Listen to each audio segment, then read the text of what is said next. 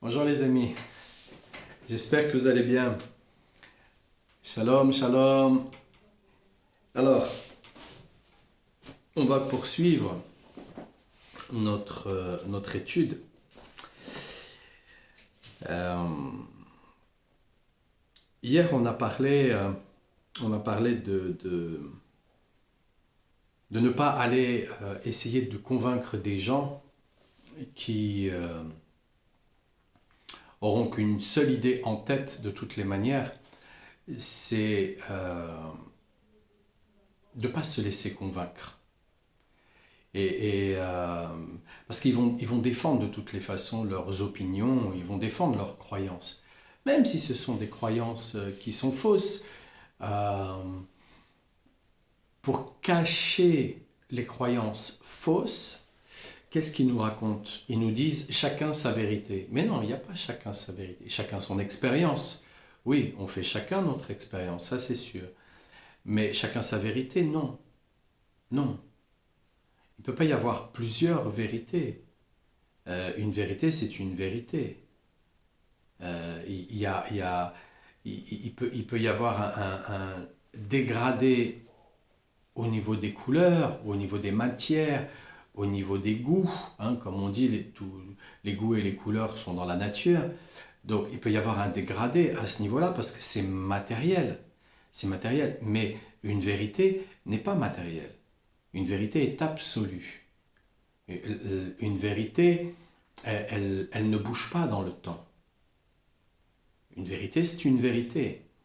Alors, s'écarter d'essayer de convaincre ce genre d'individu, euh, c'est nous soulager, c'est vraiment nous soulager. Parce que c'est une perte de temps de toutes les façons. Voilà, c'est une perte de temps. Et, euh, et dans une perte de temps, il y a forcément une perte d'énergie. Et si on passe son temps à faire ça, c'est qu'on passe pas son temps à faire autre chose. Et si on a envie de répondre, parce qu'on trouve ça aberrant, qu'on se pose la question. Parce qu'il y a une question à se poser dans le vouloir absolument répondre à l'agresseur. Il y a une question à se poser. Quand on ne connaît pas la question à se poser, on se tourne vers Hachem et on dit c'est quoi la question que je devrais me poser dans ce genre de situation? Parfois, quand on veut répondre absolument à une agression, c'est que derrière, il y a eu un sentiment et que ce sentiment, on y a adhéré. On a cru que nous étions ce sentiment. On a cru qu'on était cette émotion. On a cru même qu'on était cette pensée. On a cru qu'on était propriétaire même de cette pensée, de cette émotion, de ce sentiment, de ce corps même. On a cru qu'on était propriétaire. Alors que nous sommes que des locataires. Nous sommes de passage. Nous sommes ici de passage sur la terre et de ce fait, nous devons apprendre absolument, absolument à passer entre les gouttes, si je puis dire. Et tous ces gens qui viennent, alors il y a tous ces gens qui viennent et qui veulent défendre un étendard qui est un étendard mensonger. La réponse que l'on a à faire, ce n'est pas forcément de les ignorer, mais c'est de bien connaître son sujet pour continuer à parler de son sujet. Et de cette manière-là, on ne se laisse pas empiéter par le sujet des autres, la vérité des autres, les croyances des autres, les opinions des autres, leur imagination, leurs fantasmes. Comme on dit, c'est à la fin du bal qu'on paye l'orchestre.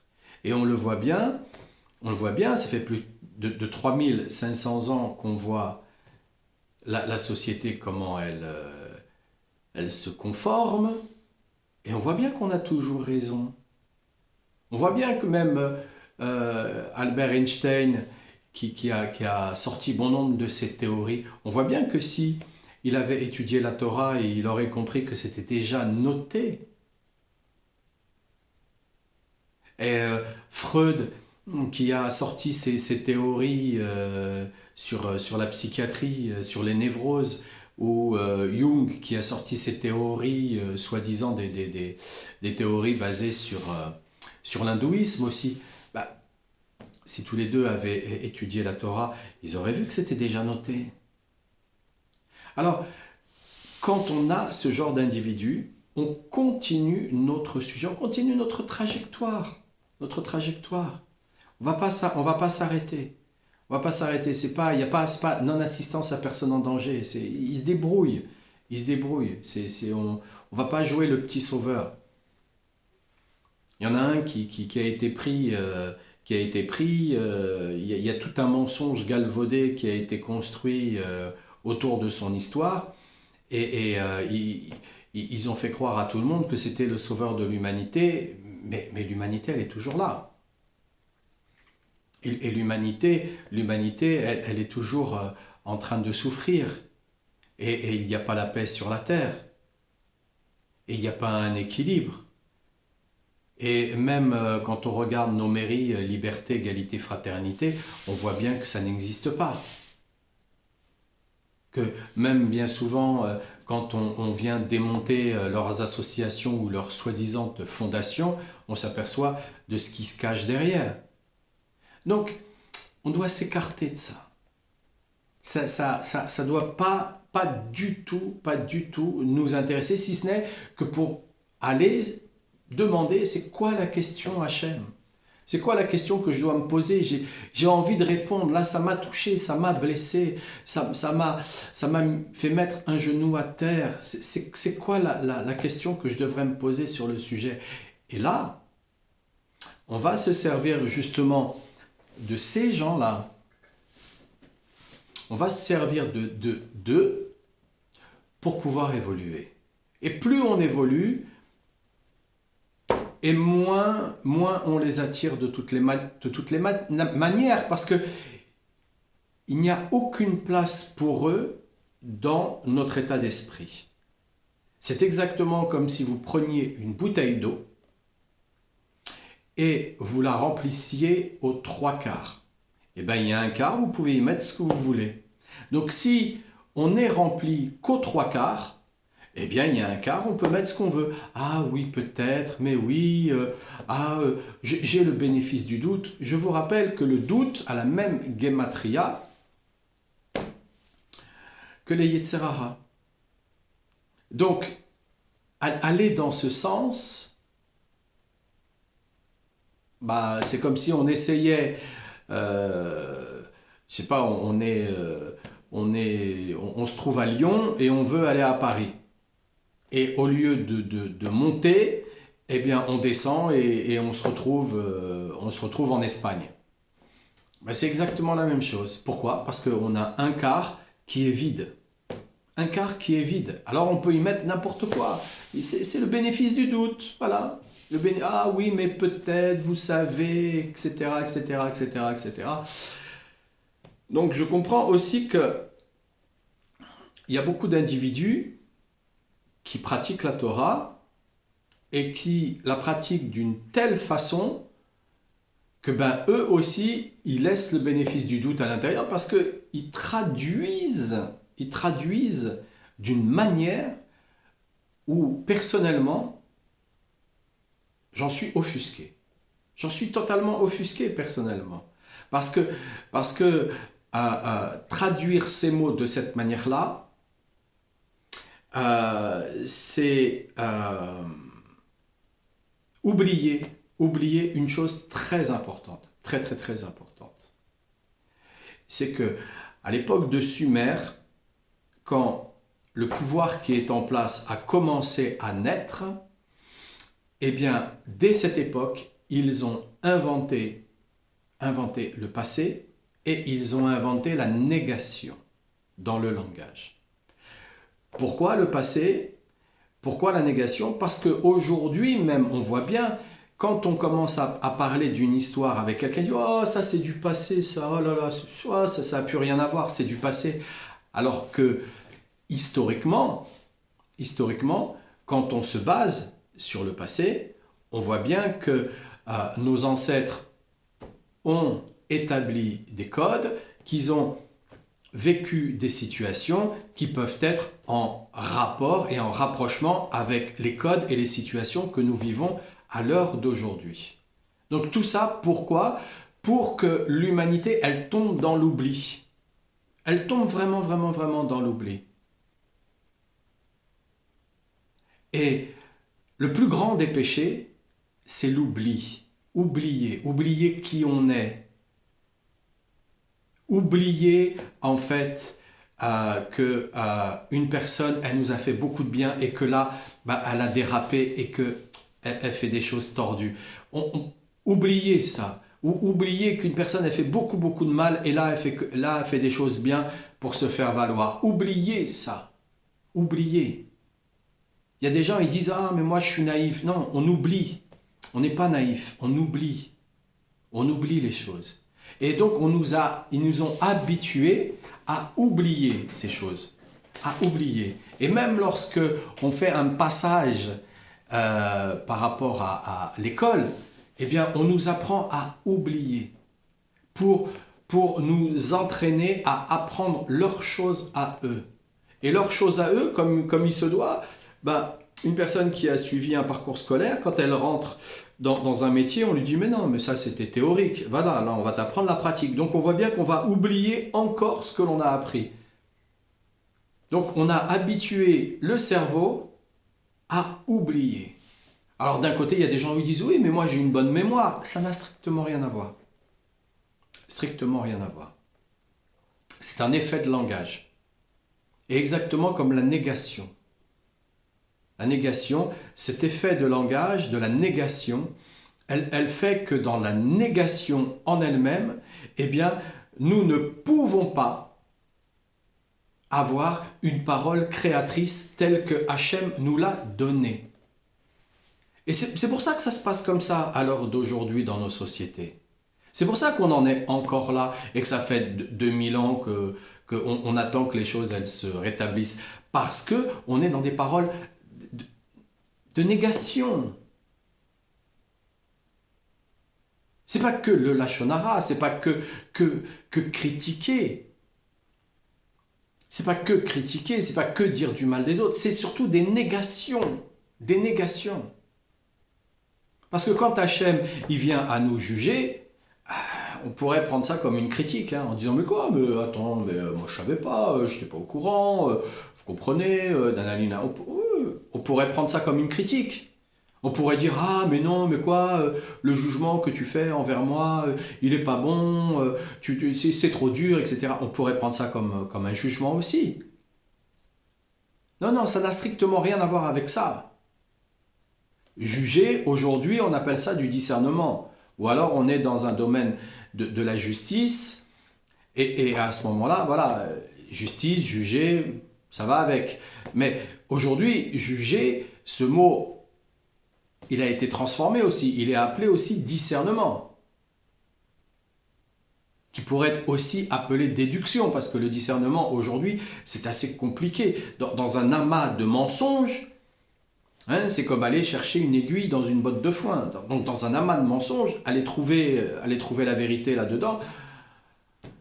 Donc déjà, il faut faire un parcours et il faut revenir vers le tzaddik. Donc dès qu'on revient vers le tzaddik, alors à ce moment-là, on est sur le chemin de la vérité. Qu'on y adhère ou qu'on n'y adhère pas, ça, c'est nos réceptacles personnels qui ont besoin d'être nettoyés. Et nos réceptacles personnels, eh bien, comme on le voit avec les Taranounim, on voit bien que c'est le lundi et le jeudi qu'on vient faire nos prières de supplication et demander pardon, qu'on vient faire teshuva sur notre teshuva. Parce que nos réceptacles personnels, entre-temps, on ne sait pas ce qui s'est passé. Il y a ce qu'on va entendre, il y a ce qu'on va penser, il y a tout simplement une simple poignée de main. On va récupérer de l'énergie et après que l'alimentation. On a beau faire nos prières, mais si déjà nos kélis, ils sont de travers, nos prières vont amoindrir, mais c'est pas ça qui va nous protéger. Ça va amoindrir. Mais on va continuer à envoyer l'information d'une manière négative envers soi-même. Donc, le négationnisme, cette négativité qui est entretenue depuis tellement de siècles, elle l'empêche la parole créatrice. Et Hachem, il nous a donné une parole créatrice. Il nous a créé à son image et à sa ressemblance. Il nous a donné une parole créatrice. C'est pour ça que dans la Torah, c'est des paroles créatrices. C'est pour ça que dans la Torah écrite, tout simplement, ce qui est marqué, aujourd'hui encore, on l'étudie à travers les parachas. Et en l'étudiant à travers les parachas aujourd'hui encore, eh bien, on s'aperçoit que c'est d'actualité. C'est pas pour rien qu'on parle du passé. Le passé, il est là pour nous servir aussi. C'est pas pour rien si on parle de ce qui est écrit. Parce que dans ce qui est écrit, on voit bien de la manière dont on s'est comporté, de la manière dont on a cru à Hachem, voilà ce qui s'est passé. Aujourd'hui, il y a énormément de difficultés avec la Parnassa. Mais pour quelle raison ? Pour quelle raison ? Mais parce que Hachem, il a décidé d'envoyer un déluge d'hérésie. Un déluge d'hérésie. Donc dans ce déluge d'hérésie, faut toujours savoir se remettre en question avec soi-même. Et c'est quoi la question que je dois me poser ? C'est quoi la question que je dois me poser ? Pour chaque situation, c'est pas juste d'un aspect général. Parce que bien souvent, on croit qu'on a la question, on croit même qu'on a la réponse, mais on n'a rien. Qu'est-ce qu'on connaît ? Qu'est-ce qu'on connaît ? Moi, je connais rien du tout. Rien du tout. À part mon expérience, c'est tout. C'est tout. Aujourd'hui, je rencontre une personne, je la reconnais, voilà, mais aujourd'hui, c'est une nouvelle personne, donc je la redécouvre. Aujourd'hui, je me réveille le matin, je reconnais que c'est le matin, mais je redécouvre le matin et à chaque fois de cette manière-là. Pourquoi ? Parce qu'on fait teshuva sur notre teshuva. C'est ce qu'il nous dit, Rabbi Nachman. Il nous parle comme ça, Rabbi Nachman. Fais teshuva sur ta teshuva. Voilà. Parce que de cette manière-là, à chaque fois, on va avoir un point de vue neutre. C'est-à-dire, on sera dans l'harmonie. Ni on est tombé dans la rigueur, le din, ni on est tombé dans la clémence. On est entre les deux, dans une harmonie. Donc, la parole en elle-même, tant qu'elle est négative, même moi, je me sens choqué parfois lorsque je dis ne pas. C'est négatif, ne pas.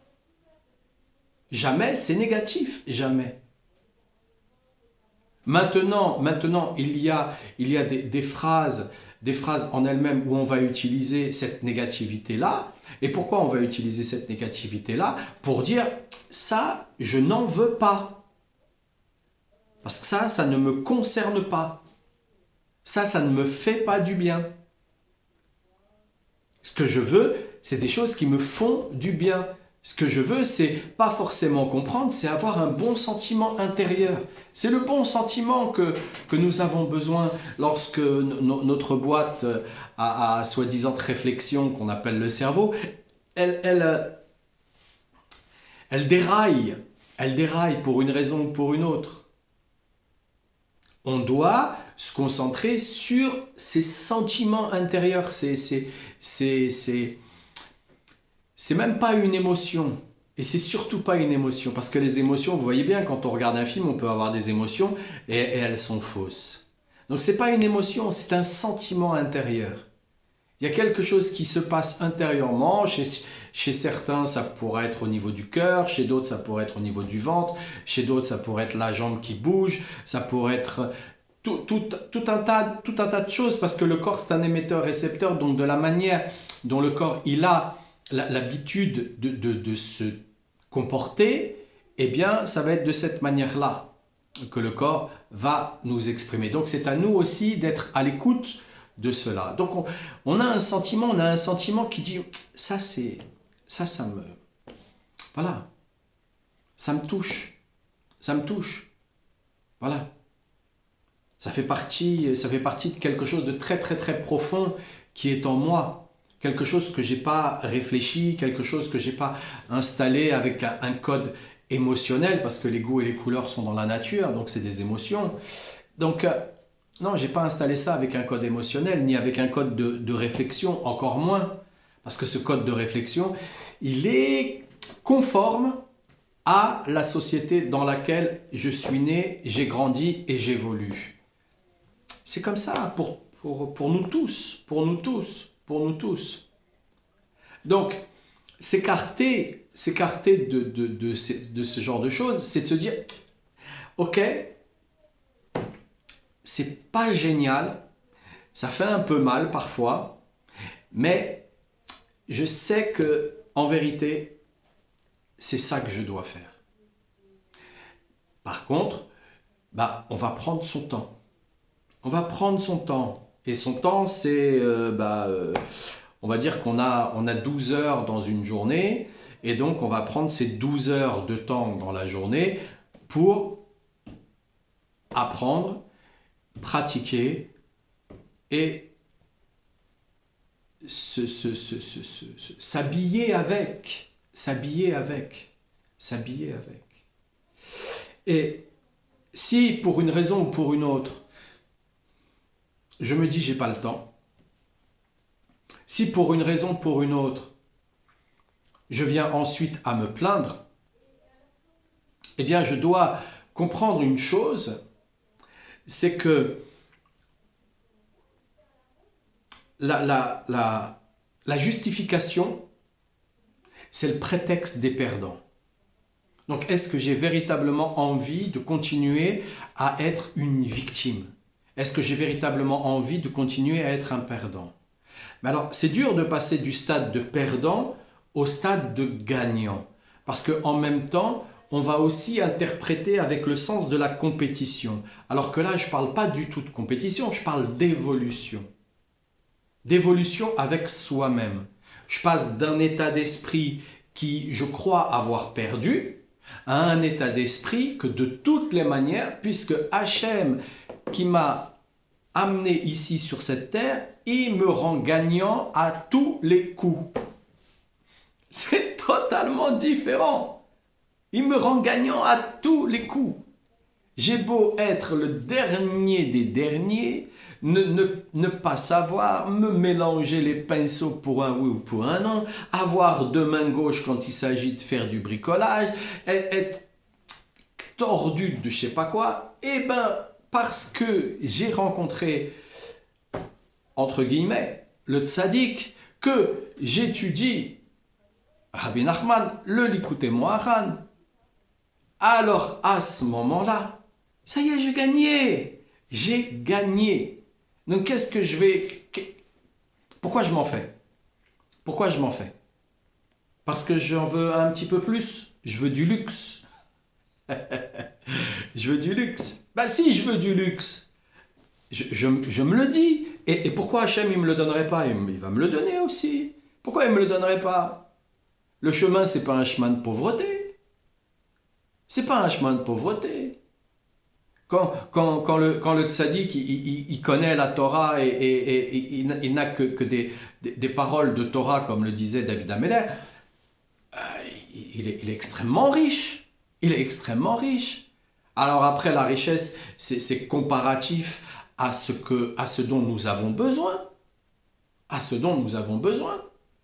Mais si jamais je veux quelque chose en plus de ce que j'ai véritablement besoin. Voilà.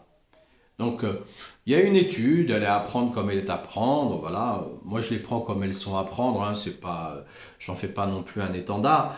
Mais il y a une étude qui a été dit et racontée que si nous avons de quoi manger dans notre réfrigérateur, de l'eau, de l'électricité, un toit sur notre tête, des vêtements à porter. Nous faisons partie des 8% de l'humanité à être riches. Parce qu'il y a malheureusement 92% qui n'ont pas tout ce que je viens d'énoncer. Donc, si déjà je m'accorde à me dire « Ah, ben, j'ai des vêtements, voilà. Ah, je mange à ma faim. Ah, ben, j'ai de l'électricité. Ah, ben, j'ai un toit. Ah, bon, ok, je fais partie de ces gens riches. Maintenant, j'ai envie de partir en vacances. Ben, je vais prier dans ce sens-là. Et dans ce sens-là, je vais prier avec une très très grande humilité pour demander justement que Hachem, il m'ouvre les réservoirs des dons gratuits.